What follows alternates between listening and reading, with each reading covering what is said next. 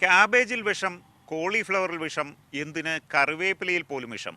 പരിശോധനാ ഫലങ്ങളുടെ വാർത്തകൾ ഇങ്ങനെ ഓരോ ദിവസവും പുറത്തു വരുന്നു.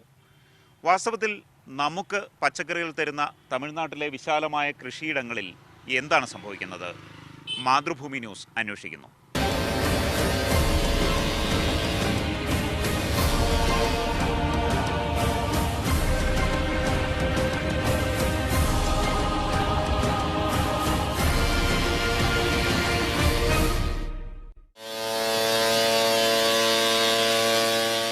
തൊട്ടടുത്ത ദിവസം കേരളത്തിലെ മാർക്കറ്റിലേക്ക് എത്തേണ്ട മുന്തിരിക്കുലകളിലാണ് ഈ വിഷപ്രയോഗം.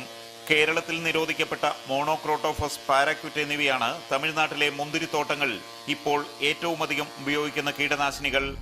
പെട്ടെന്ന് ഒഴുകിപ്പോകാതിരിക്കാൻ കീടനാശിനികളുടെ മിശ്രിതത്തിൽ ഒരു പശയും കൂടി കർഷകർ ചേർക്കുന്നു. ഇത് വിളവെടുക്കാറായ തോട്ടങ്ങളിലെ ദൃശ്യങ്ങളാണെങ്കിൽ മറ്റിടങ്ങളിലും സ്ഥിതി വ്യത്യസ്തമല്ല. മുന്തിരിവള്ളി പൂവിടുന്നതു മുതൽ തുടങ്ങുന്നു വിഷപ്രയോഗം. മാരകമായ കീടനാശിനികളുടെ കൂട്ടിച്ചേർക്കലിന് യാതൊരു ശാസ്ത്രീയതയുമില്ലെന്ന് ഈ ദൃശ്യങ്ങൾ തെളിയിക്കുന്നു.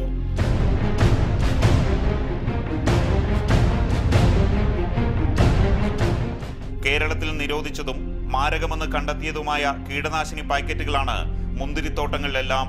മുൻപ് തമിഴ്നാട്ടിലെ തോട്ടങ്ങളിൽ മുന്തിരി തിന്നാനെത്തുന്ന കിളികളെ ഓടിക്കാനുള്ള കാവൽ മാടങ്ങൾ കാണാമായിരുന്നു. ഇപ്പോൾ കാവൽ മാടങ്ങൾക്ക് പകരമുള്ള കാഴ്ച ഇങ്ങനെ.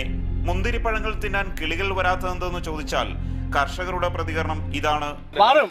சாப்பிடும் அடுத்த கிளிகிட்ட போய் பறையும் போகாது, சாகாது, மடிச்சு போகாது.